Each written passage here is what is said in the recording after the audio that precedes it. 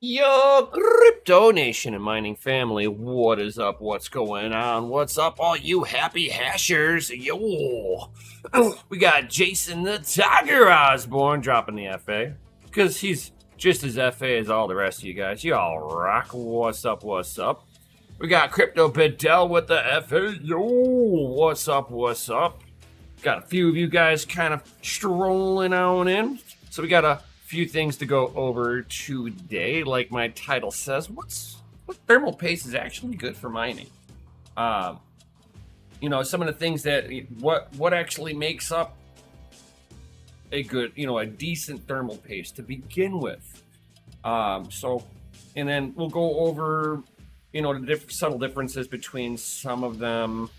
I don't have a full gambit of thermal pastes in front of me. I've got a few representations, but we'll still go over even the ones that I do not currently have here, because there are so many different ones out there. You almost got to be careful of what it is that you're picking before you start thermal pasting. And I've seen over the years some of the worst case scenarios of what I've seen other people do.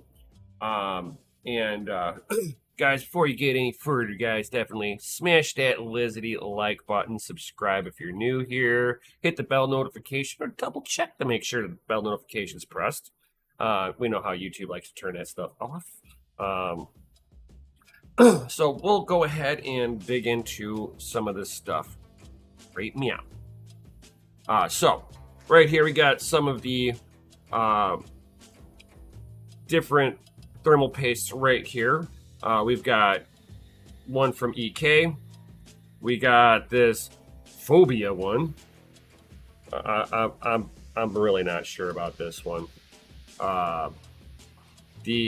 This one here, I got a little bit of information on there, and it scared me that it was sold for the purpose of doing a GPU. I don't know what GPU, but it says it's for GPUs and CPUs.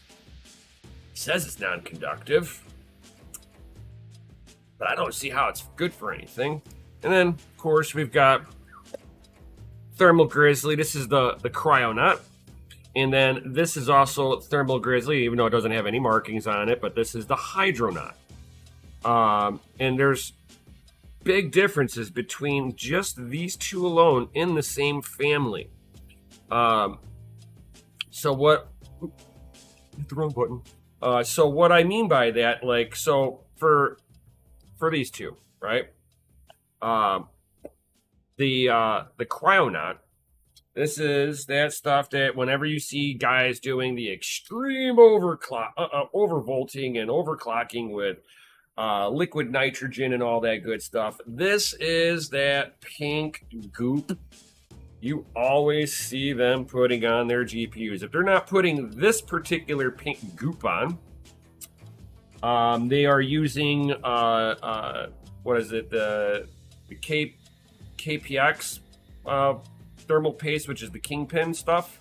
What's nice about these two is that they survive quite nicely under extreme low temperatures. So this paste will resist freezing or hardening at low temps. I'm talking, negative 100 degrees. We're talking LN2, liquid nitrogen. That stuff will get stuff super cold. You can take with liquid nitrogen. What's kind of cool about it is you could take press fit bearings, stick the bearing side into liquid nitrogen, and it'll get so cold that the molecules will start packing in a little tighter, and it will cause the metal to shrink. Depending on the metal, you can have 0.04 of an inch of shrinkage. So you're talking a thousandth of an inch of movement, and sometimes that's all it takes to get something to drop into place. Well, You have the same thing when you're doing liquid nitrogen on a CPU. Everything is kind of shrinking a little bit, and then a lot of the normal thermal paste will actually freeze upon contact. Sorry, broke the like button again. That happens. That happens. So if you guys have seen that, I used this on a couple of GPUs over the past few weeks. I bought this for two reasons. One, it's good for, like I said, kitty. Say hello to everybody. Woo, kitty. She's trying to get up onto my desk here. Gets up in front of my face and she's gonna steal this little thing here, because that's how she is. She's a turd like that sometimes, where she thinks every little knick-knack that I got on my desk is suddenly I should share with her. We all know how that one goes, you know. She's the boss, you know.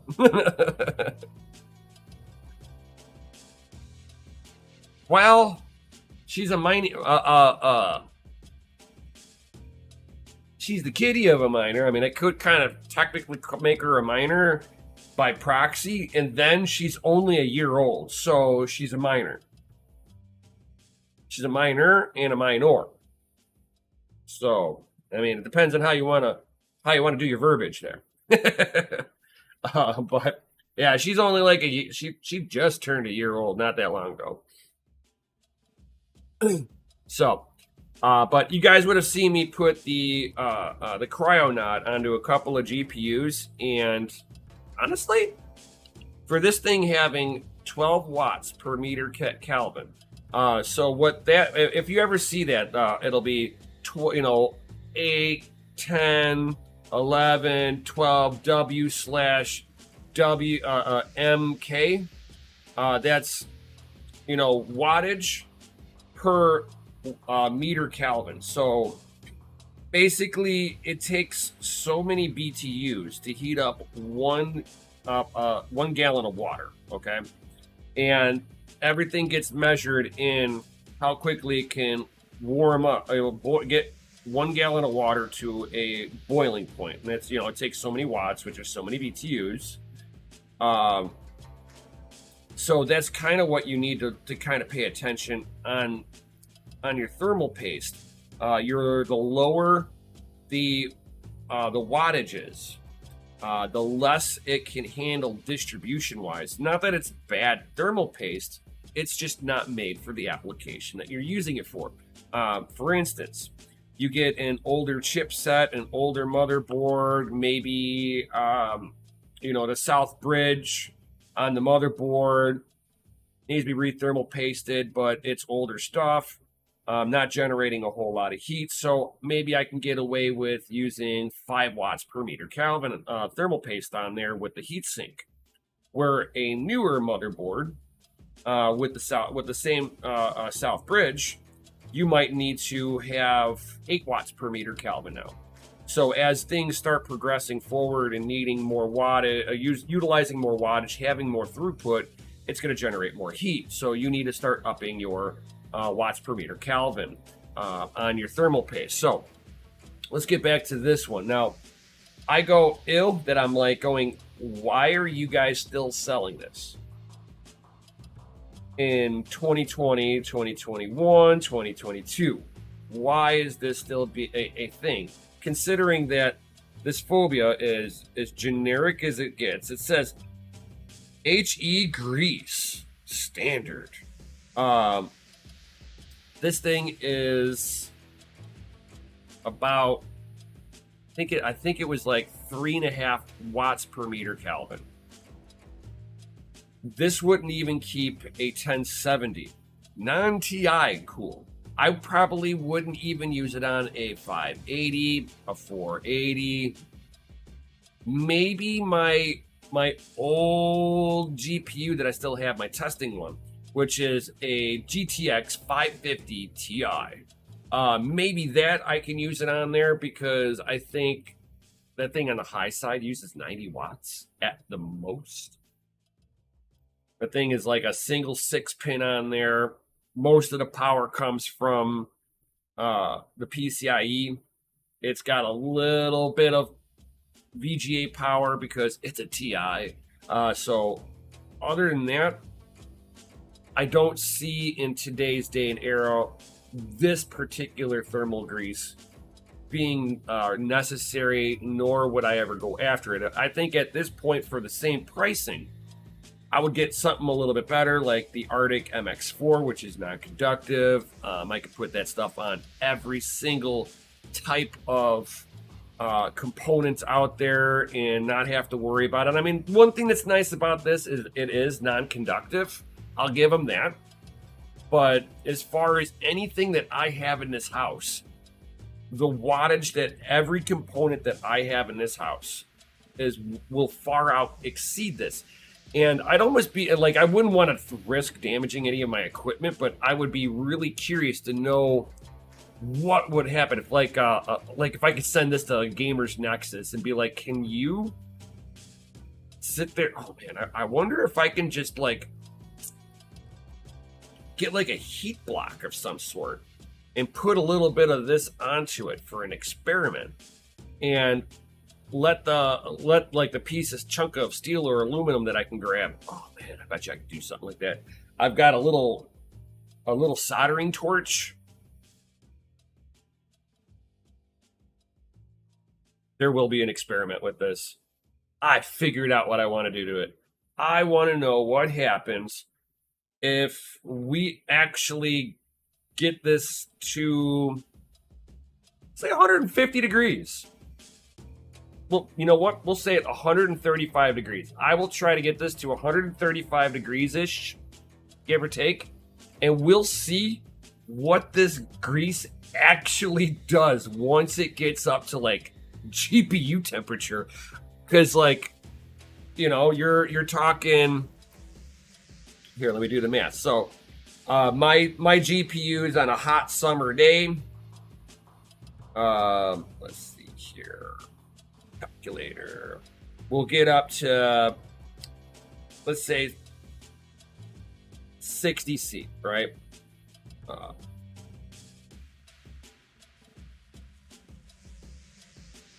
Yeah, so 140. So 60C is 140 degrees Fahrenheit. So I will try to get this up to 140 degrees. And we'll see what happens. I might even be able to, if my oven goes up to that temperature, maybe I'll just sit there and get like a little plate. That, you know, a little piece of metal that I don't care about, put it into the oven, get the oven up to temperature, make sure that it heat soaks the plate. This way I know I'm at 140 degrees, and then just drop a dab of this on there, and then do another video of me sitting there and then slowly warming it up on there with a camera. And that I'll have to do with a torch. And see what temperature does it just start cooking itself to death. Because that's what I'm going to expect, is that any of the moisture that's in here will just boil out and it'll be just hard as a rock.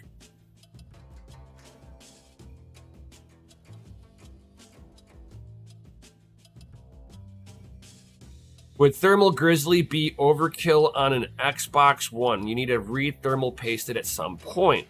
No, actually, I don't think so.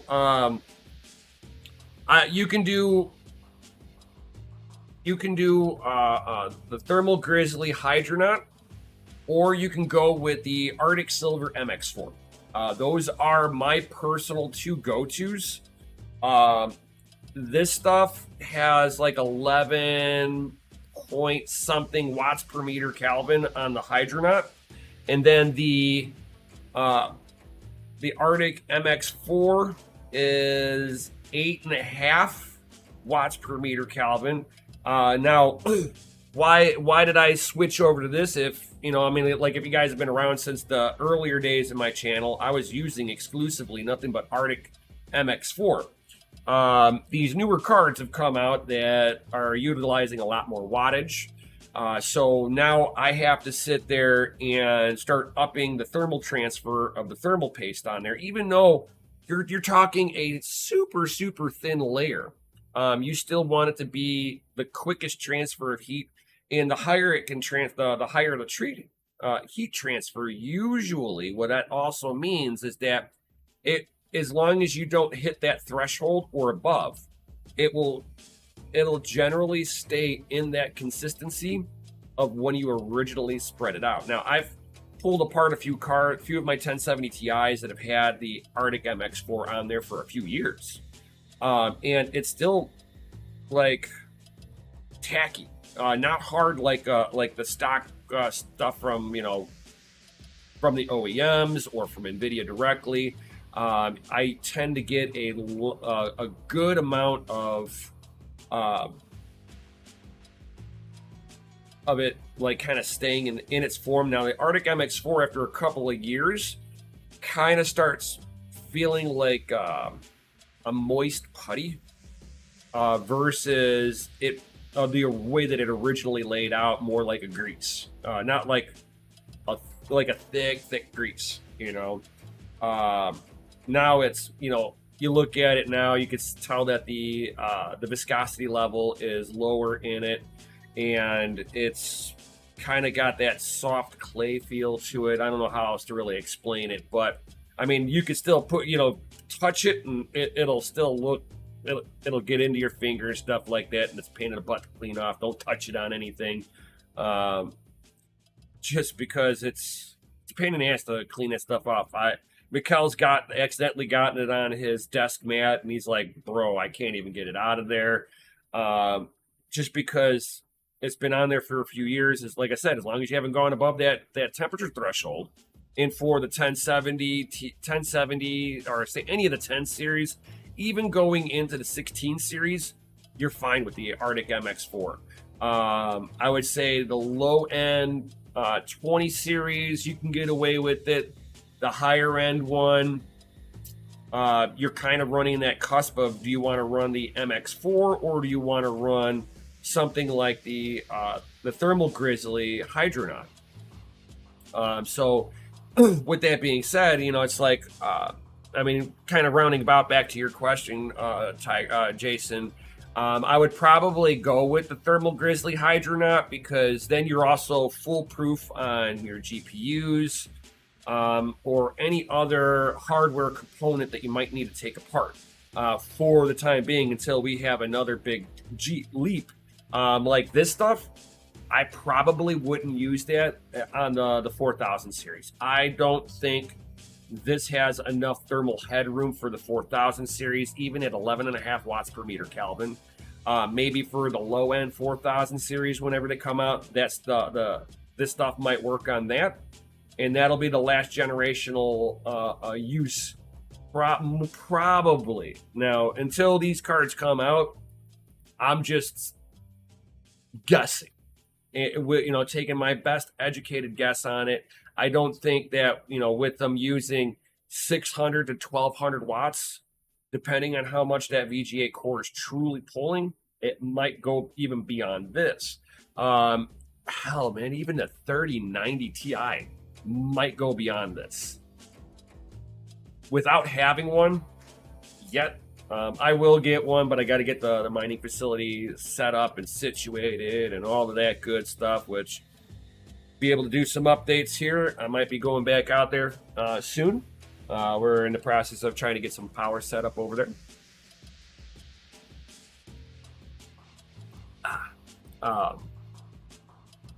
And then because I don't want to use the Thermal Grizzly with my copper mod, I did order up some more of the Hydronaut. For the time being, I know that the Hydronaut performs pretty well on the 3090. I tested it out on my other 3090, my EVGA FE3, and believe it or not, this doesn't perform as well as this on the core. So I've got more ordered up. Hopefully I'll be here Wednesday. When that comes in, I will do that card. The memory seems to be pretty good since I put the Gilid thermal pads on there. So yeah, I like that. So I'm going to sit there. I'm going to check out that. Once I get the new tube of this stuff, I'll be able to. I'm going to check this out onto my my For the Win 3 Ultras that are sitting inside the Octominer case.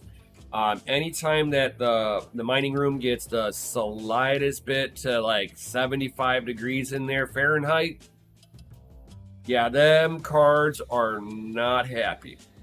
Like as soon as the intake temp on that thing gets to about 41, 42 C, I watch 3-4 of the cards just start thermal throttling. So what I'm going to do here is I'm going to check out some of the GPU risers thermal pads also, and I'm gonna, because I know I've got 3 hot spots in that inside that case. So one card will get this, since they're all the same too, so this makes it so much easier for me to do this. I could sit there and take the 3 cards that I know that are going to perform pretty badly in there, and I'm going to do a copper mod. I've already got one with the Gelid, but I've got it with the Thermal Grizzly on there, and it performed like poo-poo. I got a little bit less temp on the GDDR6X memory modules, but the VGA core temp was higher. So as much as this works, it doesn't at the same time. As soon as you put it onto a stress load, this thing almost acts like almost like an insulation almost. I was warned that the Cryonaut was not the best utilized for day-to-day driving, but because of the fact that the Cryonaut was made to go subarctic. So with that being said, it's fine. I still got use case for this. This was not a failure on a buy, but it was a failure in testing. So I'm going to go back to what I know. We're going to do this one, and then I'll have this on there. I'll redo the other one that I got the Gelid pads on there, and I'll put the Hydronaut onto there to get the performance of my VGA core back to where it was. And then I will get the GPU risers, because I guess they've finally got. Well, the first time I looked, they only had the 2mm pads. I think they've got a selection now, so if that's so, I'll grab a few of those, because I'd like to test that against the Gelid, because the GPUrisers.com ones are supposed to be 20 watts per meter Kelvin, where the Gelid is 18 watts per meter Kelvin. Not big of a difference, but hell, dude, if it gives results are results. So this is an expensive option. It's copper. It's nice. I like it. It's from coolmygpus.com. I like the idea that somebody was thinking outside of the box and trying to figure out some way to get as much of the heat to wick out faster. And going through 2mm of pad might start acting like an insulation at certain points. So that's why I kind of want to do a full spectrum testing on this.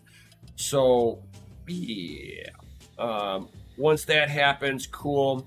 But these plates here, the copper plates from them, are supposed to be replacing the 2mm pad. So if your GPU takes a 2mm pad, this will be perfect for you.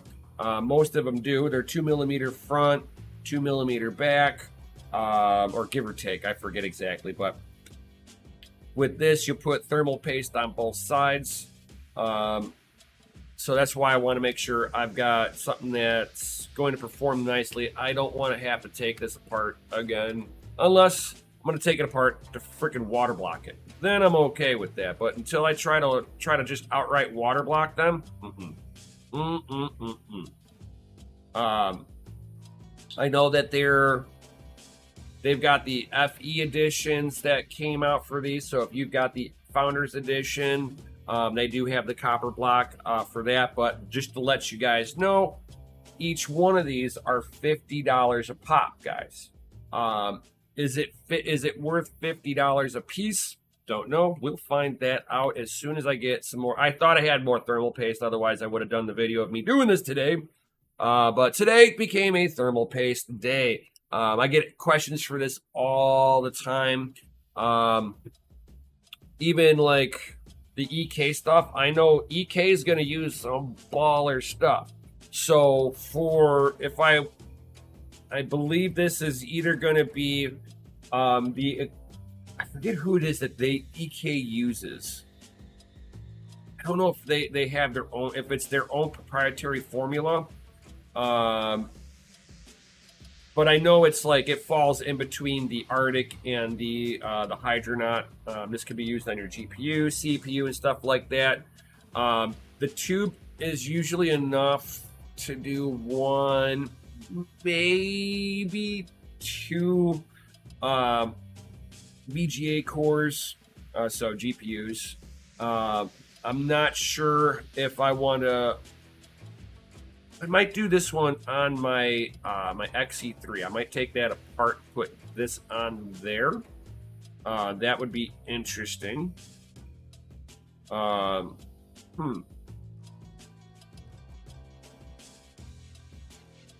It put it there. Oh, this isn't even a full tube. The tube is like full all the way up until my like to the below, just below that third. Oh, you can see it right in there right now.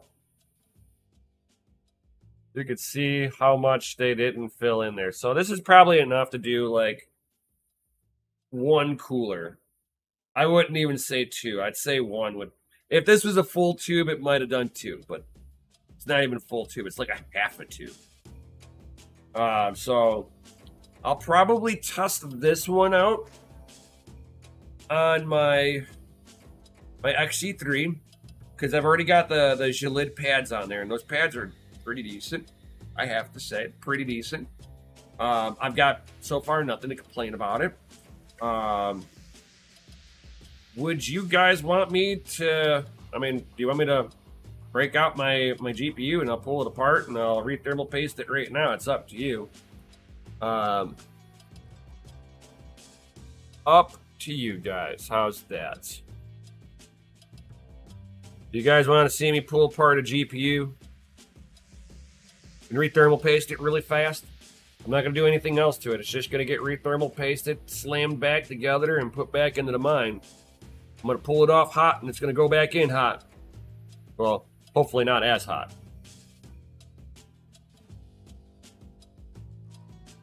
Sounds like a fun time.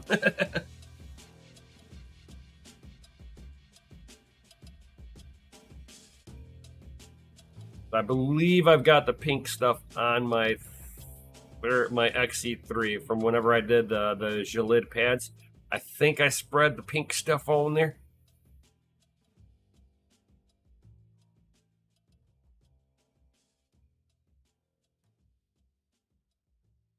If not, it'll give me a chance to see how the compression was on all the pads too. So we got one vote for a yes. We got 4 people in here and only 2 likes. Guys, smash that lizardy like button, guys. We got 3 other people that should make a vote here. Do you guys want to see me pull apart a GPU just to sprinkle some of this on there?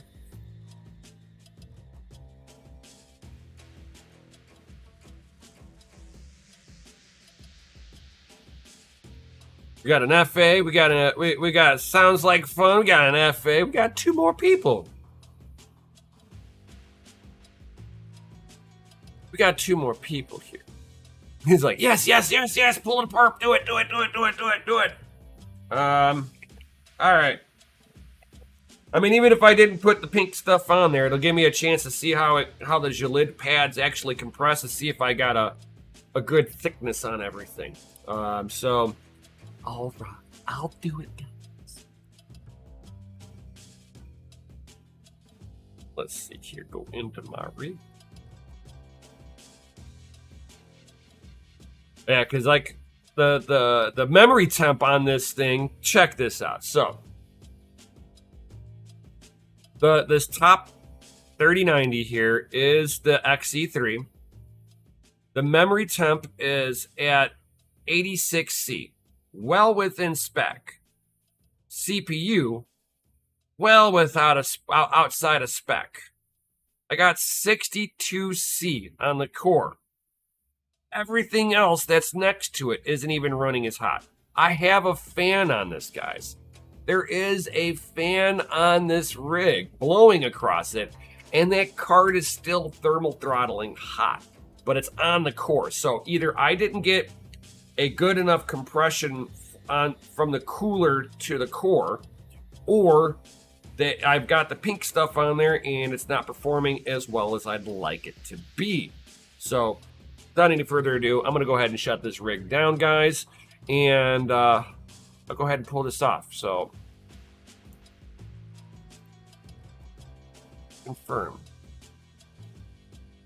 So give me a moment, guys. I got to go run into the mining room, unplug it, pull it in. One moment.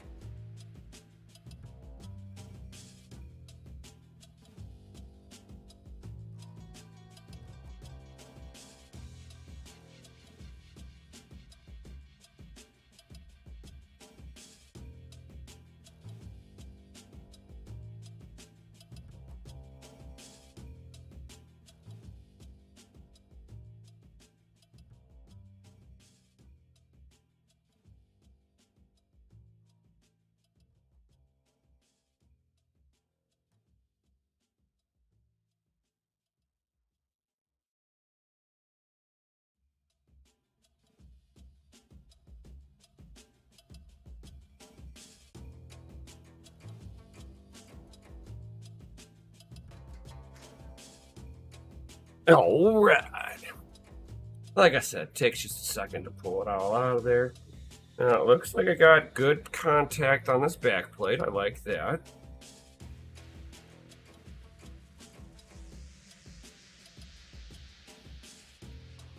I mean, my back plate's a little bowed, but I'd rather see the back plate bowed than anything else. I don't care about if it's too thick on the back plate.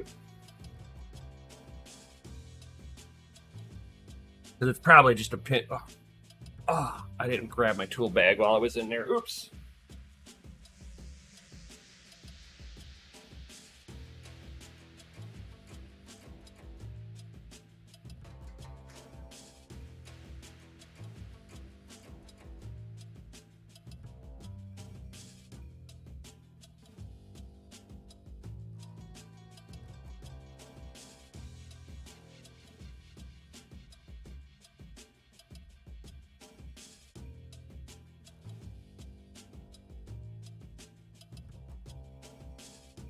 I had to make sure I had everything. Ugh.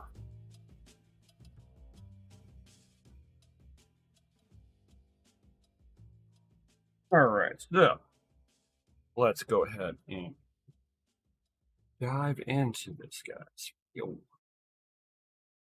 Let's roll this.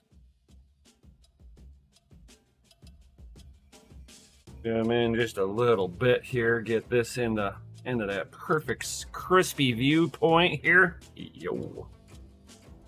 All right. So we got screws here, and these I believe had nuts onto them. Oop, I grabbed it wrong. Oop. I thought I was one more down. Trying to grab this one. Oh, that's the wrong size too. You're actually the bigger one?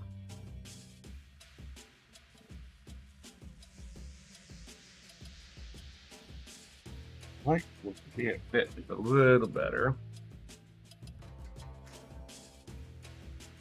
A little loose.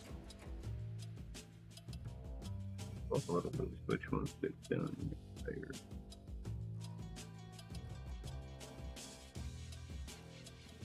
Definitely not this one, but it is this one. So these ones on the towards the IO, actually have little teeny tiny captive nuts on there. I absolutely hate this. It is a screw in a nut. And it's these two here that are like that. This one and this one. So I tend to just put my finger underneath. They're not on there all that tight. So typically I can just sit there and just put my finger on it, and usually I'm good to go. Just the like of that. See? Little itty bitty knot. And screw. You can see how small this stuff is.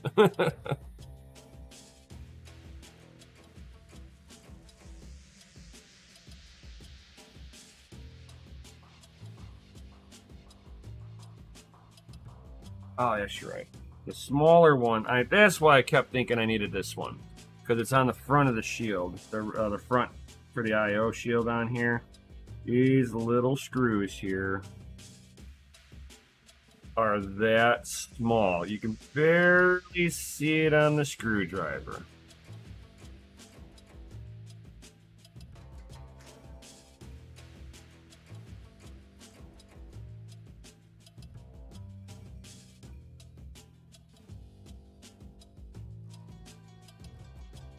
Like, you want to know why these cards are so bloody expensive? Because it's hard to get a human being to put this on, let alone having a pick and place machine actually screw that into, just to hold this piece on. This is the piece that would have normally, for anybody who's new here, this would have be holding on to the backside of your computer. So they've got to have somebody or a machine to come in and tighten down 3 screws plus 2 screws with captive nuts on there. So more than likely, this took manpower to put on. I mean, I mean, without knowing how the manufacturing process is on these things, it looks to me that somebody would have had to have screwed this in manually. I would hope that they can automate it, because wow, that'd be a lot of screws for one person to do. All right, so I'm going to go ahead and take off the rest of the back plate here.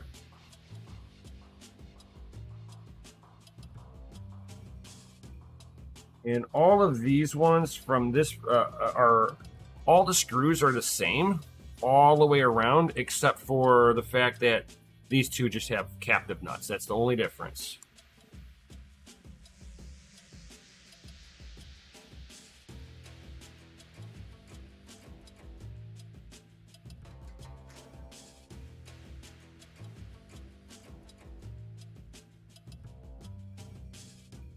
All right.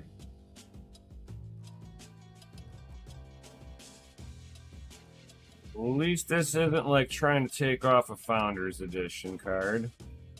They've got... they're just a nightmare to pull apart. You better have tweezers, too, to get the ribbon cables out of there, if you guys ever get one.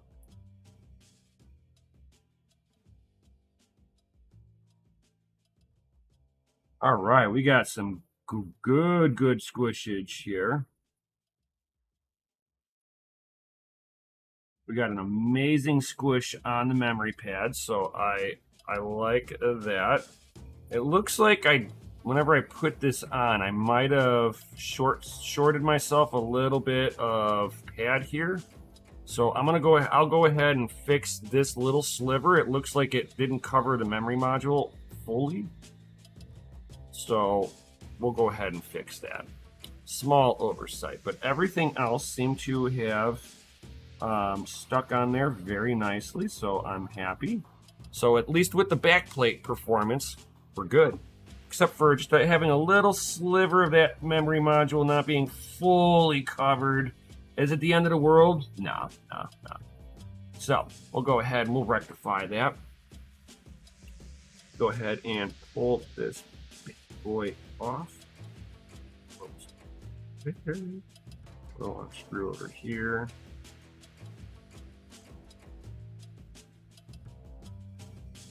So far so good. That's why the memory temps have been so nice, guys. I love the memory temps since I did the Gelid pads.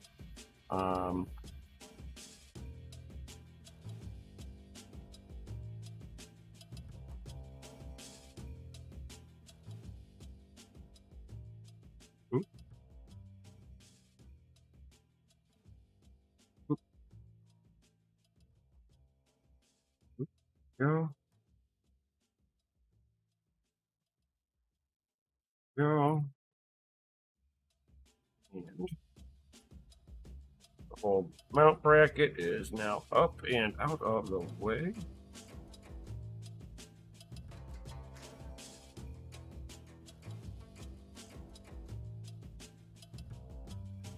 I'm going to try to get these clips down real quick. Might have to do it whenever I open it up the rest of the way. Yeah, I think that's how I'll do it.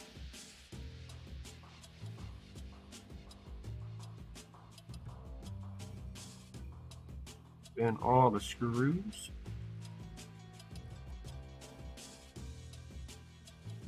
Yeah, I'm getting that same suction like it was whenever I first pulled this to get apart. So I feel like I've got the right thickness on the pads. Oh, there we go.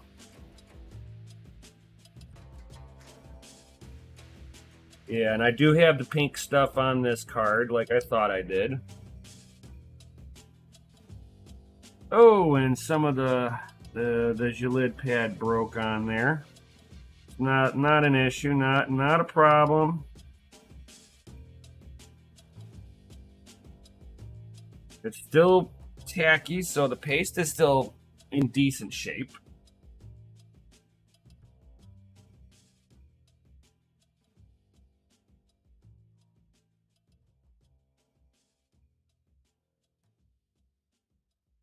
I did get a generous amount on there.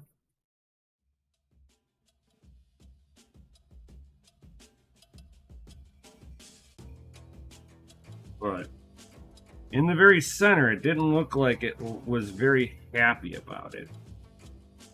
I don't know if that was like a mounting pressure issue on there or whatnot.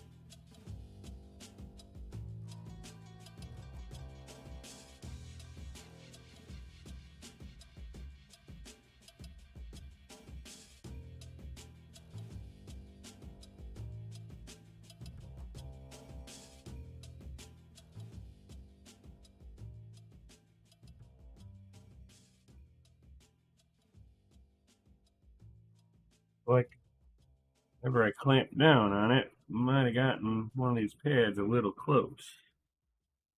What you see me doing right here is that this pad was actually sitting on top a little bit, so I'm trying to kind of tuck it down into it just a little bit. It's not bad.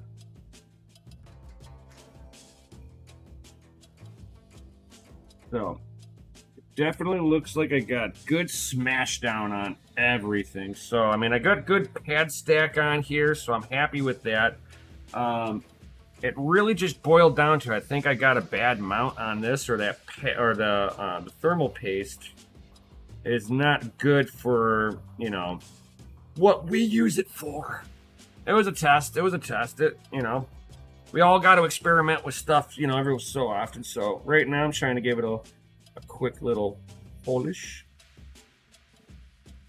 And we'll be able to toss this thing right back together, guys. Like I said, I'm going to use this EK water block stuff. So we'll go ahead and put now. Like some people might get all, you know, I gotta replace that. The pad's bad. Not really. You can sit there and replace it if you want it to be, you know, perfect. But this thing has just been on there, so there's not a lot of. This is what happens when you get a really good mount, and the material that you're pulling apart is soft. That's why they're not really made to be, you know, taken in and out a bazillion times, right? So we'll go ahead and get this on there. See, this looks just like, this looks a lot like my Hydronaut or the EK. So I usually just do a nice, this stuff like goes on there quick.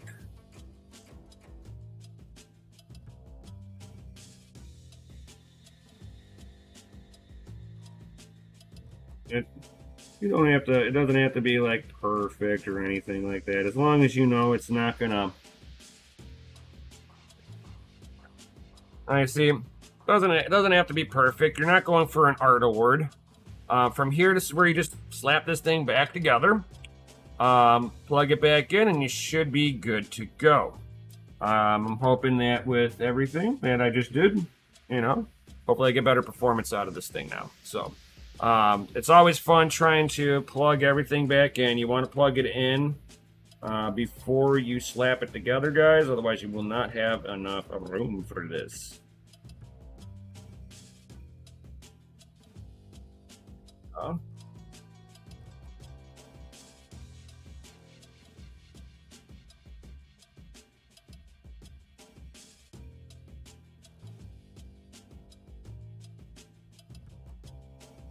One thing I like about some of the EVGAs, especially this one, you can line it up with the back pins back here. They're kind of like, they're like got little standoffs in them. You can line it up back there, and it lets you drop the whole thing down nice and square, and everything else is lined up. And you can just sit there and take your retention bracket and get that back in there.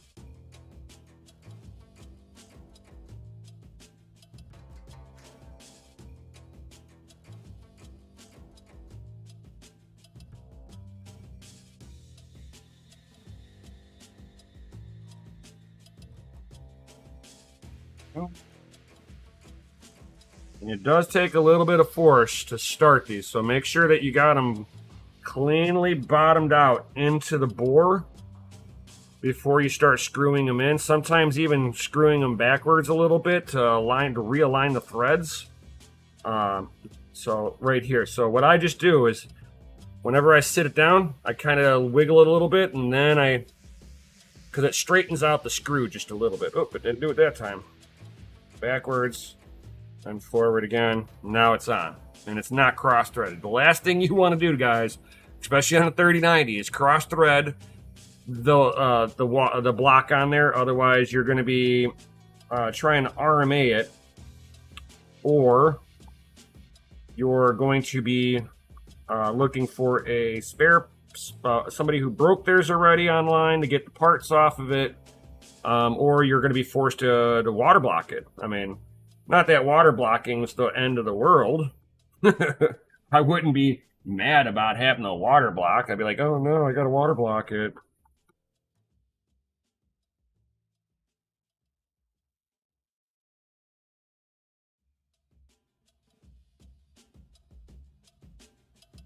It doesn't need to be all that tight, guys. Just tight enough to...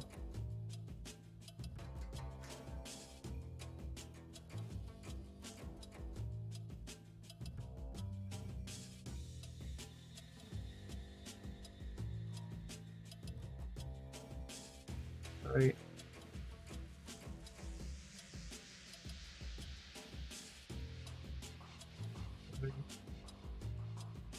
Tight. All right, so now that's all nice and tight. Everything's plugged in. There's no bow in the PCB. That's always the better thing. You want to make sure you'll see it typically because the core is right here. If your pads are too thick, or your cooler's bent, 9 times out of 10 you'll see it in the PCIe slot right here, and you see how straight that is. Whenever you're done, this is how straight it should be. Backplate, I can care less if this thing is got the bow the size of Cincinnati in it. Don't care. This is less important than making sure this PCB stays level in there, because that tells you you got all your pad heights proper. If you don't have proper pad heights, you will see it bow up right where the improper pad is. It'll kick. So what'll end up happening is that if your memory's if you got the pads too thick on the memory, the board will never touch the VGA core, and you'll see it'll actually cause this to bow outward and these to look like they're bowed in. So you'll have a U. Let me get this better into view. So I'm exaggerating, you'll have a U. Now, subsequently, if I got these pads over here too thick, what'll end up happening is you'll see it deflect up and around that, because it's being held in over here and here, so you'll see it bend right through the PCIe slot, because somewhere in this card it has to give if you're too thick in one spot. So that's why they tell you to make sure you got proper thicknesses. Let's say you got a card, it was already taken apart, no thermal pads on there. Well, that's okay too. You start off with a thin thermal pad and see when you get, you start stacking pad until you see smush. Then it tells you your pad. It's the long way of doing things. It sucks, it's painful, but it can be done. Or sometimes you go online and somebody will have the thicknesses, and then you can just put it in there the right way and you're good to go. But from here, I'm gonna put that little sliver back into here. It looks like that somehow I overlooked. Let's see here. What size pad is that? I have no clue what size pad that is. That might be the 2mm.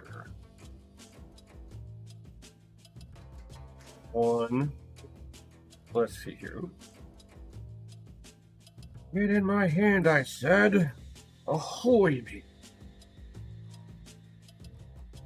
Let's see here. That's thin.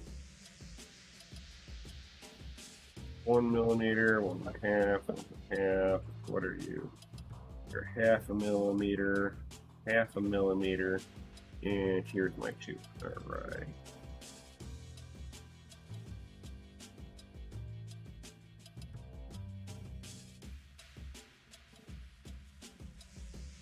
And that is a 2mm. I have to cut 2mm sliver here.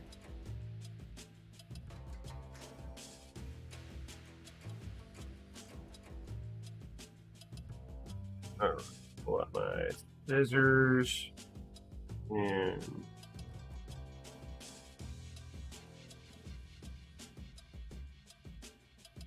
let's see. At what point?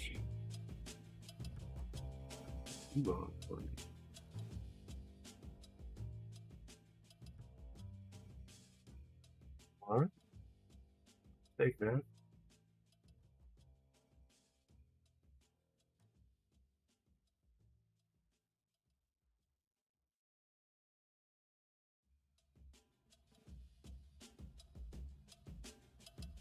Alright. Perfect. Like it was never missing.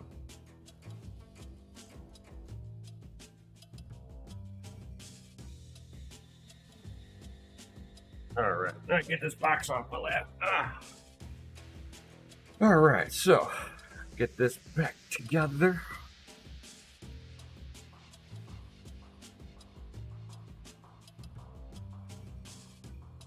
Alright, so go ahead and get this plate back on there. Take the little screws and get them into this front plate first. I don't tighten them all the way in either, in case I got to shift anything around, but I at least get them started. God, these things are so tiny. Whoever did this, I'd like to have a stern talk with them.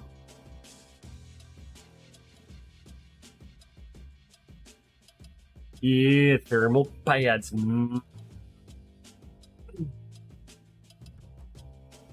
Alright, so lesson of the day, do not utilize the the Cryonaut on your mining rigs, guys. The Cryonaut is more for the extreme overclockers.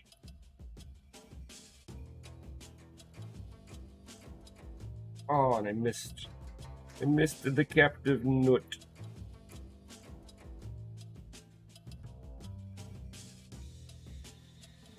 Oh, I really do hate this setup that they got here. So now I break out the pliers so that I can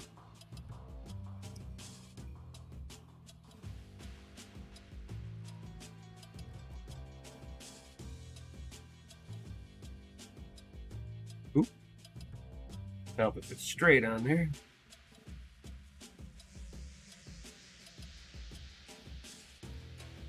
There we go. Hey, I got it on there. Have to do that again. Because EVGA thought it was a brilliant idea to do this.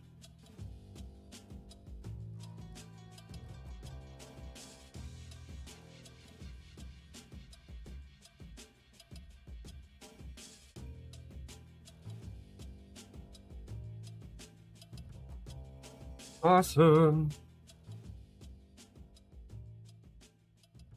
Alright, put everything back in there.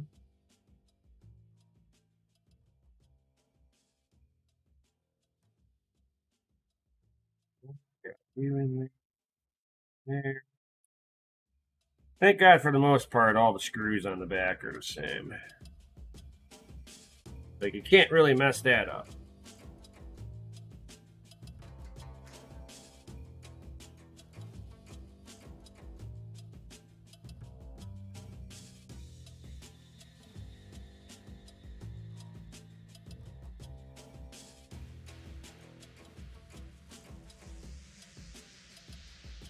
I'm just sitting here starting them all. Always kind of preach this one. I don't know how many times I've watched people, I can't get it back together. Loosen everything up. Get all the way back together. Sometimes the alignment is a little off until, and then I like to sit there and tighten up the centers first. Distributes the smush going to the outside. So basically it'll squish everything like this. So if it needs to shift around, it's easier to do it at the ends than in the middle. Now I'll sit there and tighten down the front I/O plate on here. This is as far back as it'll go. So we got proper alignment, because if I tighten this down, I won't be able to do this without stripping the screws out. So all I have to do here, so I just tightened down the 3 screws here, so now I'm just going to tighten this down. And again, I just put my finger onto the captive nut. It doesn't need to be all that tight.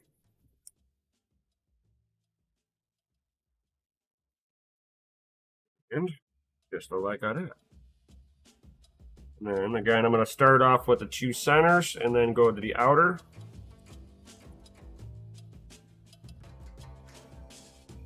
These are less needing to be like this crazy tightness. It's just kind of holding the back plate onto the back of this thing.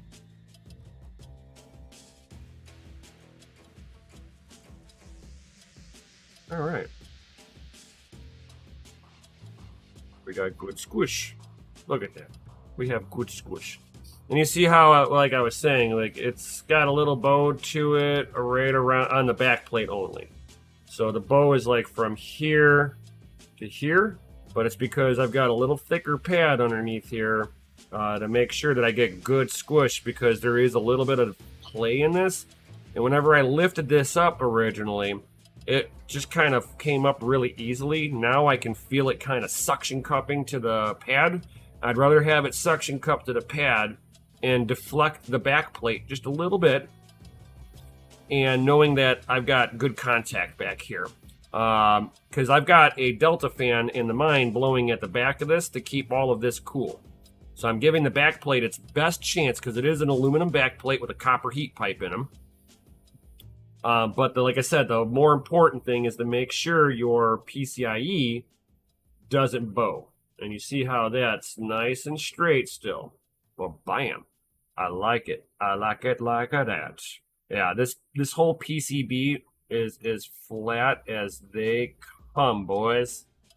So let's go ahead and get this thing back into the mine. Make sure I got everything plugged in.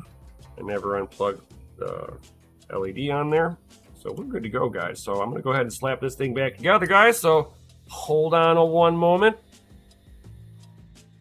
I'll be right back. Oh, before I go, Panda Flick.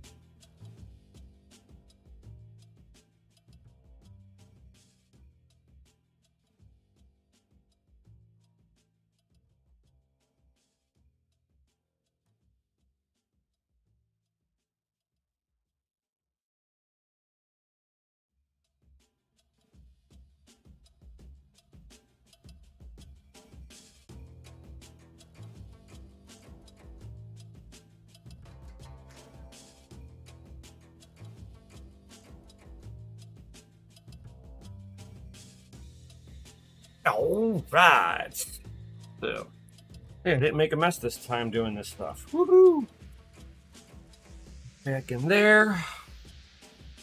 Little garbage over here, which is fine. It goes over here. You can go back in there.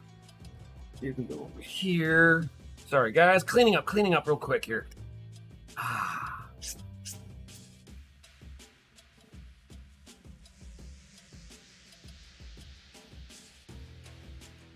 Thank God this card wasn't that dirty. It was just pulled apart.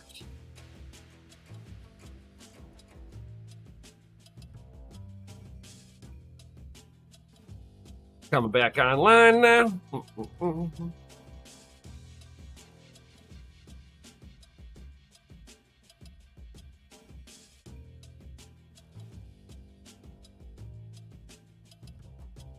Now, I did turn the fan off on this thing because I kind of want to see what happens right off the gate. How do you deal with the heat with different thermal paste on there? Because I saw what happened whenever I turned it off last time, and it shot up real fast.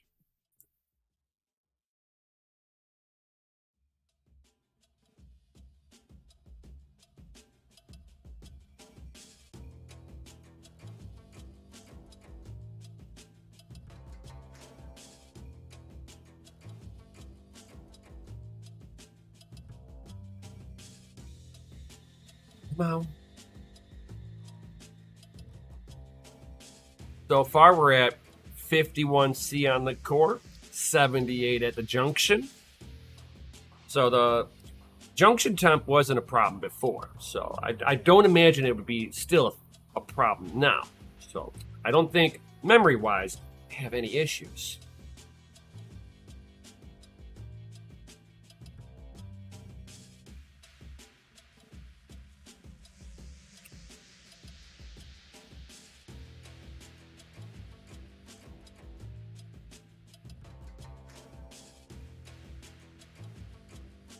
Because, like, the worst case scenario is that this thermal paste is more like the Arctic Silver then. I mean, not Arctic Silver, the Arctic MX4, which it might not have enough thermal headroom then. Especially if this stuff was formulated for the water blocks. Yeah, you see it already with the fan off. It's already at 61C. And it's thermal throttling. So here, let me show you guys. There you go. So you can already see memory, we're fine. We're not even hitting a memory threshold issue. It's all on this freaking core. And some of this is because it's a fucking, if it's for the Win 3. This thing does not have very good thermal capabilities, I swear.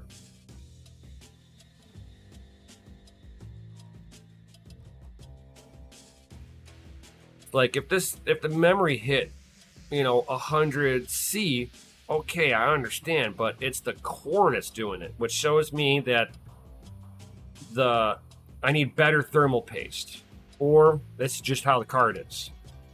So hopefully I pressed the button. It didn't want to do what I told it to do. All right, so I'll definitely have to, once I get the Hydronaut, I'm going to put that on, the Hydronaut stuff on there. I should be a lot better off, because that's got a lot more watts per meter Kelvin.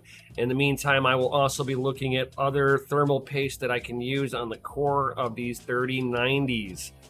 There's got to be something better out there that will help this poor XE3. This is like the worst performing 3090 I have. The absolute worst. The core overheats so quick. And I know right now it's got coverage. And it's sitting at 64C already. And it's not even hot in that room right now. It's just warm. I would say that it's probably like 78 degrees in there, if that. And it's sitting at, the memory is at 92C, which to me, that's fine. I'm cool with 92C. 64C on the core, and it's now hashing at 118.5. So it needs better thermal paste. And as soon as it gets cool in there, I get the hash rate back. As soon as I put airflow around it a little bit better, it starts getting all the hashes back. So a lot of it is that the XE3 is about an inch shorter than for the Win 3 edition, and is also a little smaller cooler. So it's probably like a 1/4 inch smaller on depth of the cooler, and at least an inch shorter on height. So with that being said, and this rig has so many issues with fucking kernel panics. It doesn't like all the it either doesn't like the 6800 XT, or it doesn't like the Kingpin hybrid, because it gets an issue with the fan call out every once in a while, and then it like glitches the miner for like a moment, and then it comes right back. And then like right now, I just lost the fan readout for the XE3. There's no issues with it. The fan's still rolling. It just kernel panics. It like errors out on the kernel, and I don't know if it's because of this EVGA here, which is the hybrid, giving the call out for this to fuck up. I have no clue. Don't get it at all. It'll be like this from here on out until I reboot the rig again. I won't have any issues. It'll mine just fine. You can go into the miner, and it no longer has the junction temperature too now. But remember, guys, this is also a first edition on the XE3. That could be part of the problem, is that I've got an early edition on it, and it's kind of a little on the wonky side. I've thought about warrantying it out, going, hey, guys, I play the game, Cyberpunk at 4K, and it just black screens on me. Considering that this is such a, it wants fresh, cool air in order to do its job. And in a mining facility, you're not getting that in any way, shape, or form, so it's kind of funny.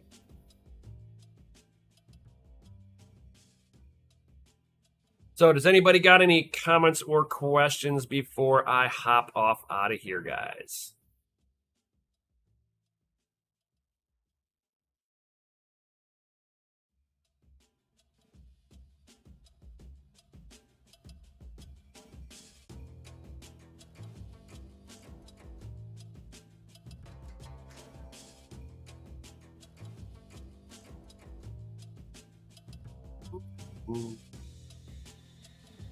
All right. Well, if you guys haven't done so, I'm sure everybody here has. But anybody who's coming in new, if you made it this far, definitely smash that Lizzie like button, subscribe, hit the bell notification, all that good stuff helps me out with the YouTubes. If you guys are interested in having your gear hosted at the Family Mine, guys, definitely check out the links down below. I've got a Patreon rolling, and you guys can sit there and join that aspect, and we can have, if you're in the VIP section, you'll have exclusive access to the Family Mine. Otherwise, if you're already part of DCA Adventure in the DCA Your Mining, you are already in the VIP section. So it doesn't matter to me if you join up on DCA Patreon or my Patreon. It doesn't make any difference at all. All roads lead back to the same spot.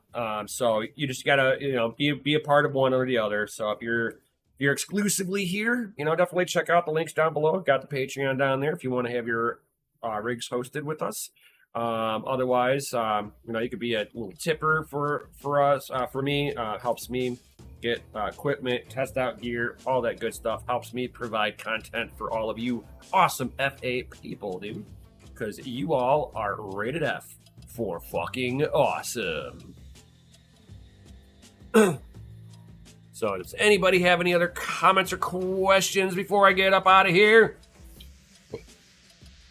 Oh, and I will be doing some gaming on Twitch, guys. Same name, guys. So, Crypto and Hot Rods up on Twitch. I'll be doing some gaming tonight. Probably do some... probably a Assetto Corsa, some racing. Trying to get used to the controls on Assetto Corsa. It's a little different sensitivity wise. I'm just trying to dial in my controller. I mean, like, it's set up to where if you're on a steering wheel, I have to just bump the steering wheel, and it's like. So I'm having like issues where I'm like, it feels like my car is wiggling down the road because it's like it's so jerky on the thumbstick because I'm using Xbox controller.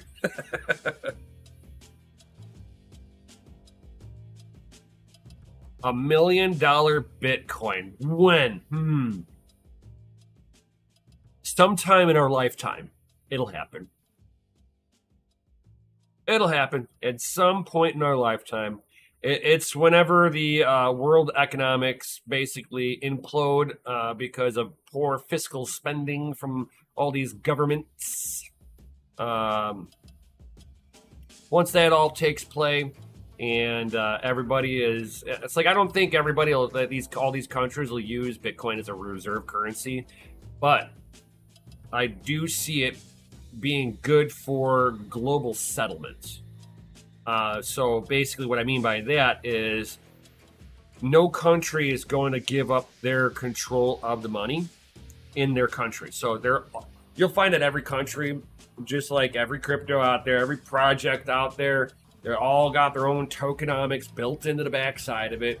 Is their tokenomics really necessary? No. Is the government's currency individually necessary? No. Could we do a one world currency? Yes. Can any country control that one world currency? No. That's where Bitcoin comes in. You don't have to have, they don't have to worry about any of that stuff. But once they hit the point where no country, like right now, nobody's going to trust Russia, but Russia still needs to transact with the world. And in as much as all these governments want to sit there and sanction Russia, they really can't. Their country produces some things that the world needs. And if you've got something that the world needs, the world's going to pay for it. I don't care how much of a scumbag you may or may not be. If you are the only one able to produce X and everybody needs it, you can be a criminal gangbanger and you're going to make money. Is that the case with Putin? I wouldn't call him a criminal gangbanger, but he is he is ex-KGB spy, so he's used to spy games. But I think that he knows that he's got stuff that the world wants. And until the world figures out that they don't need it or they figure out an alternative to what he has, he's never going to be excluded from the world venue. So, but I don't think anybody's going to want to directly trust their currency. And Putin's not going to trust anybody else's currency. So with that being said, now they've only got two choices to transact, like 2 or 3 choices. So one choice would be them, everybody exchanging into rubles and trading with Russia in directly rubles. You can sit there and everybody transacts with Russia in gold and silver, or Bitcoin, because the U.S. has just sanctioned Russia off of the central banking. So we just pulled the nuclear bomb for economic sanctions. There's nothing economically that we can sanction any further on Russia. Russia dipped and came right back up. So it's because they are still producing value. And since they can't be cut off from the world, yeah. But I foresee that, not so much every country's, I mean, there will be some countries that will use Bitcoin as a reserve. But I think a lot of places are going to start utilizing Bitcoin as the international settlement layer, because I think at some point we're going to have a currency crisis in every country with all this money printing that they've been doing. And nobody's going to trust everybody else's currency, because it's going to be like playing fucking hot potato with whose currency is shittier than the next. Especially if people start sidestepping the settlement layer for oil transactions being done in dollars, and they start trading in rubles, gold, or yuan. The United States loses its foothold, and therefore there's nothing pegging the dollar for a reserve asset. We have slipped back from, I think we were at like 65-70% world reserve currency. We're now at like 54-56% reserve currency for the world. We are losing our foothold. This is typical. I see nothing abnormal with what I'm seeing here. Typically, if you've got a reserve world currency, 50-ish years, it's done. Britain was a reserve currency at centuries ago. They imploded, and then so in order to let one reserve currency implode on itself and just turn into the local currency for whatever country it was from, you got to have another asset that everybody can trade in, everybody can count on, and when that happens, Bitcoin's to the moon, guys. Golden. Yeah, you missed a little bit. We're wrapping up over here. I was playing with a 3090. You missed it, bro. You missed it. You'll have to go ahead and rewatch this, because there was cool stuff that I was talking about. A little of this, a little of that, sprinkling a little bit of knowledge around.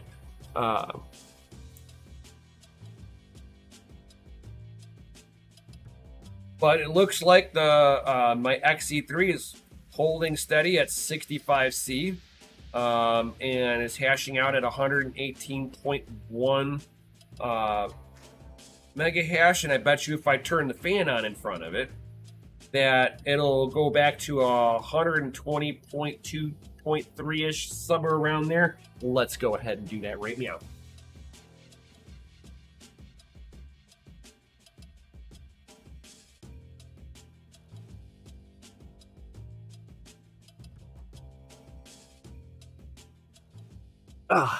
One of these days I'm going to get another camera just so that I can dedicate it to the mining room. Because I've got this one, that one that was for the 3D printer, which I've got oh god, I've been slacking on that one. I still got to do the editing, the time lapse editing for the 3D printer stuff. So I hope you guys like the 3D printing stuff. I found it kind of interesting to play around with.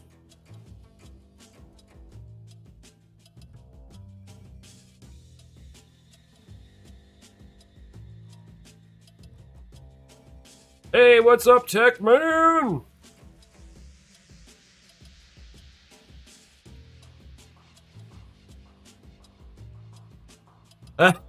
Tech Man's like, I use 2mm pads on the MEM and 1mm on the inductors. It hates life still.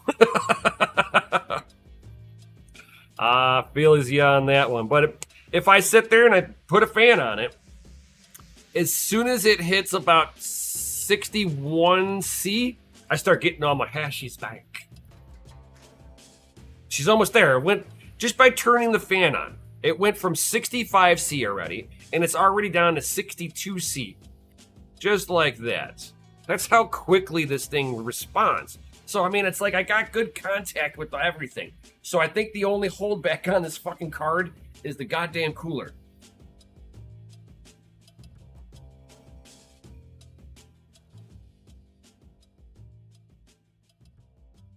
You reused the MOSFET's the gummies.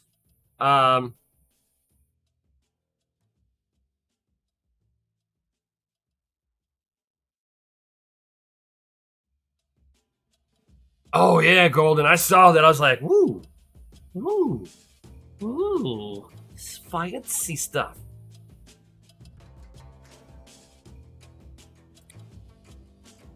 All right, so it is at 61C already. I mean, just that fast by putting the fan on.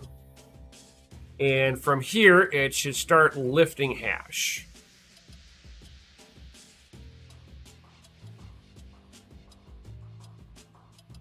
As you see, 61C. I just turned the fan on. That's all I did. Nothing special. Like Techman says, this card hates life. The XC3 is like, kill me. Just kill me.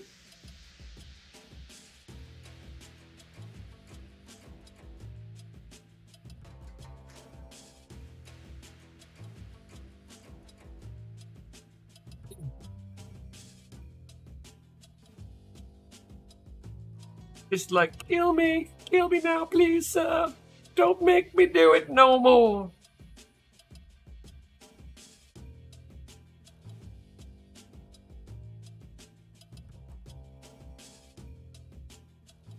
All right, well, it's not liking coming back down, that's for sure.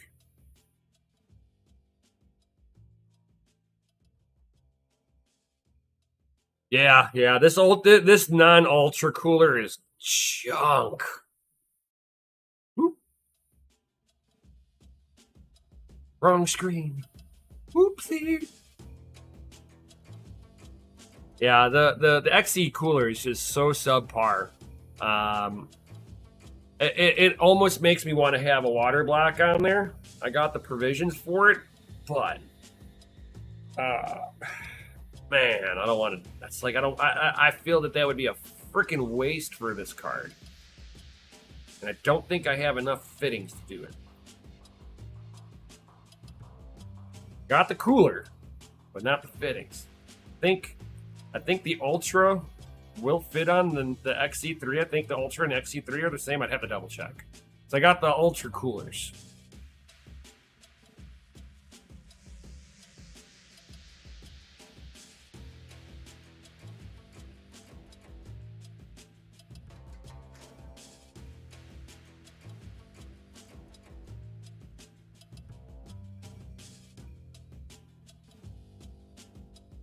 Yeah, I used whatever I could too. I mean, I was checking out this EK stuff, and it's definitely just kind of holding out at 61C. So I don't think it likes this stuff either. I'm gonna.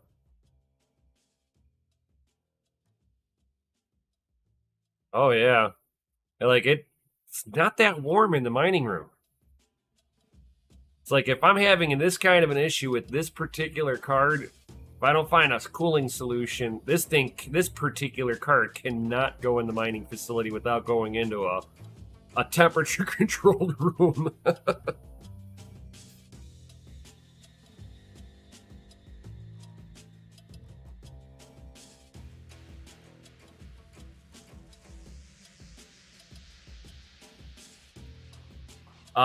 Jason, that will happen. That will happen. I've been looking at the Kingpin LN2 pot, and then I also need to get a Dewar tank. So that's a little bit of money. Until I get the mining facility going, I'm going to hold off on that stuff, but I've got everything else going on for it. So, I mean, I got the Kingpins to do the testing, the LN2 testing with. And I got a bunch of other cards to be able to test with. So we'll be able to play around with that moving forward, but I gotta wait until I get the mining facility up and going first. First above all, because I gotta make sure I got all of my cash and crypto all getting wrapped up into that. And then guys, I'll be able to host your stuff. Yo. We're hoping to have 6 to 1200 watts at 480 volt. Fingers crossed.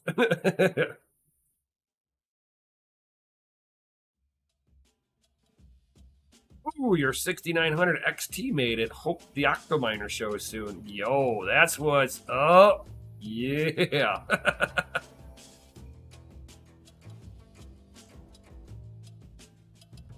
Like, I like that Octominer. Got a couple of hot spots in there, but I think I can fix it. Like first plan for the Octominer case is I'm going to put some foam right where the power connector is on the GPU. Put some like foam right above it, and then put some foam at that same back edge. Some foam underneath the cards, so that all the air is forced to go in between the GPUs. I think it'll help cool down the cards just a little bit. That is I think the biggest design flaw that I've seen in there. And if that's all the design flaw is, I could certainly deal with it. But definitely when you got larger cards and you're gapping in between the cards starts shrinking, so does the cooling. It's like the static pressure in between the middle of the card, I don't think has a high enough volume in between the cards. That's my guess. I'm going to try something. Otherwise, it's just the 3090 issue that they don't like to get fucking warm. And these are for the Win 3 Ultras. So bigger coolers and everything, but I don't... Either the case isn't putting enough airflow in between the GPUs, or this is just how those GPUs run whenever they get too warm. So that means if you got a 3090 and you got no air conditioning and you're trying to game, oh, good Lord, your card's going to thermal throttle, and there's nothing you can do about it. Hey, what's going on, Kyle Rosa?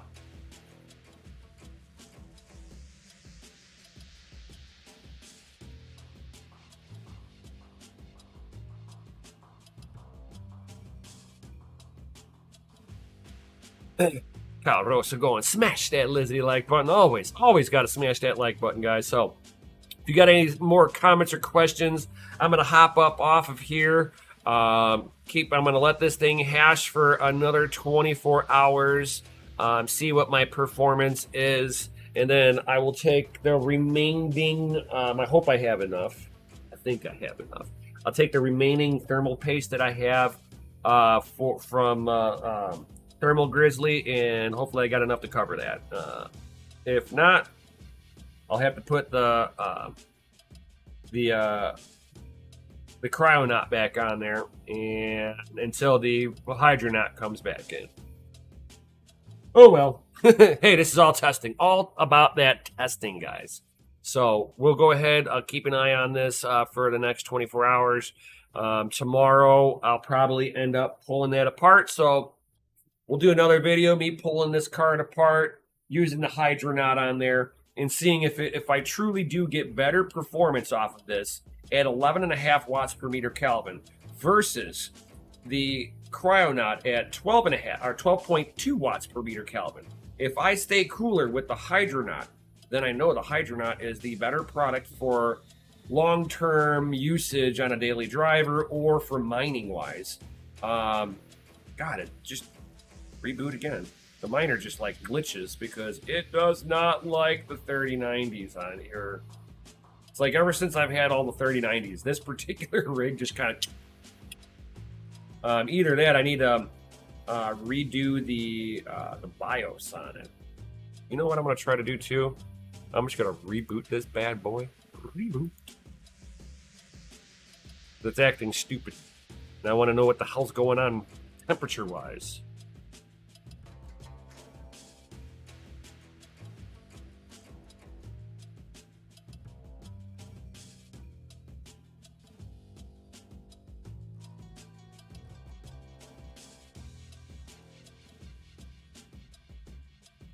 It's like I just got 33.3 gram tube of that today. Cryonaut. Yep.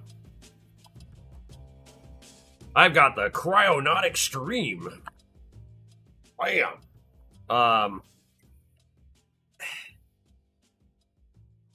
It's okay, I think.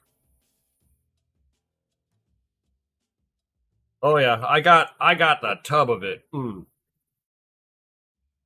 With its pink glory. So I might have to put this back on there, maybe. It's like, oh, the pink tube, yep. So, like I said, I'll let this thing hash out on there, see if I get any better performance off of this. I mean, as of right now, no. Let's see, is it coming back yet? All right, it's rebooting now.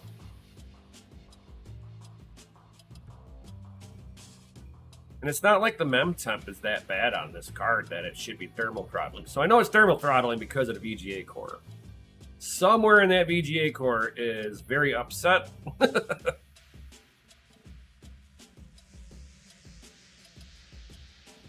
And if I have to, I will warranty this bad boy out.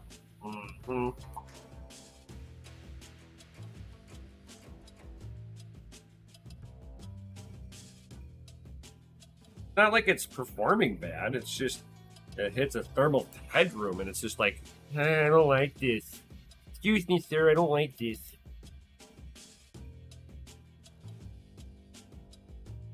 Yeah, I'm at 84 C on the mem, and it's already like thermal throttling because the VGA core is at 57 C. So I'm gonna have to take this back apart already.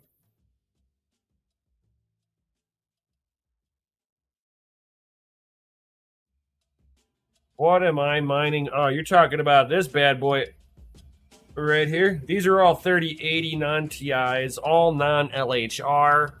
They're mining mining Ethereum on the GPUs and Monero on the CPU.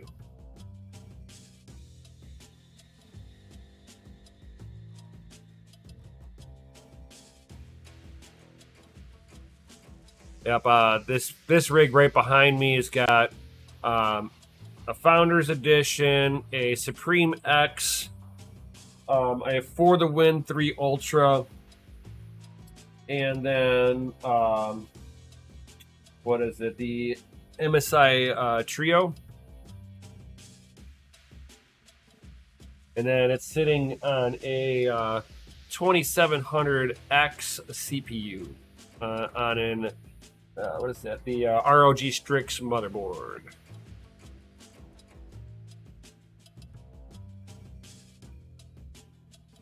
I just don't like how the temperature is. I got 90 on the mem, which is fine for me. I mean, being that it is a 3090, I'm cool with that.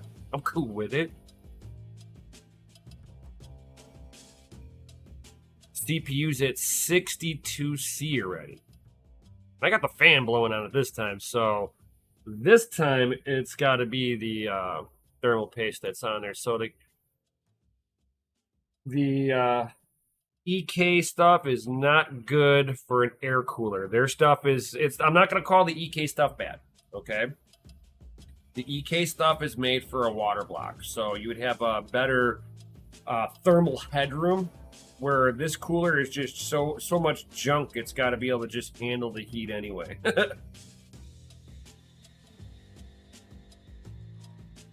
What's up, Goblin? You did a thing, huh? You did a thing.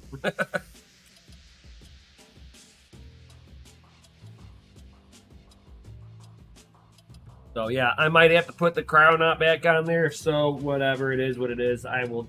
Hopefully, I got enough of the Hydronaut here. But yeah, I am not liking the temperature on that CPU. I mean, not the CPU. Why do I always call it a CPU? The VGA core. Ugh. Yeah, the VGA core sitting at 62C. MEMS at 92C, which that's still within reason.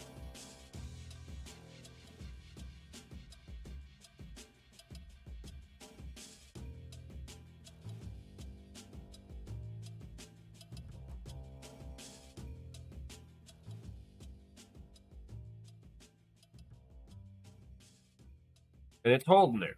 So it's holding at 62C. I mean, the EK's paste is not bad.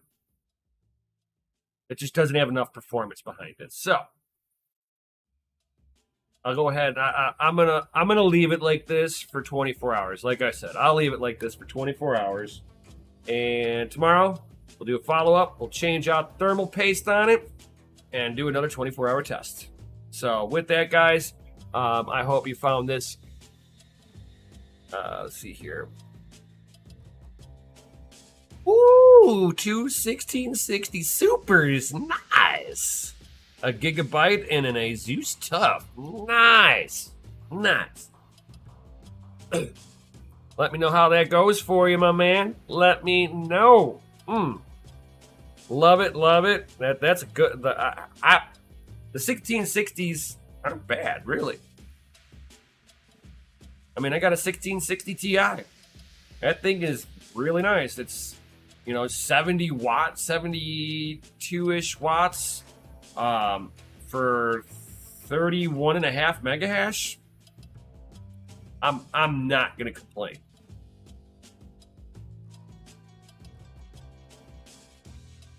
But congrats on the two cards coming in whenever they come in. We know how shipping gets, and hopefully they come in without looking like the shipping people punted it like a football. I've seen that too a lot lately. Like somebody just sat there and threw it, or they put a 100-pound box on top of it and it just crushed it. I mean, warranty still, but it's like, oh god, that sucks. So definitely smash that Lizardy like button on your way out, guys. And I will be doing some gaming on Crypto and Hot Rods Twitch. So definitely check out Crypto and Hot Rods on Twitch. I'll probably be doing some Assetto Corsa racing tonight, guys. All that good stuff. And congratulations, Goblin, on the Gigabit and the Asus Tough. Yo. I hope that all works out for you. If you got any troubles with them, certainly hit me up, my man. Certainly hit me up. And like always, I'll definitely see all of you guys on the next one. Yo! And of course, like always, stay savage.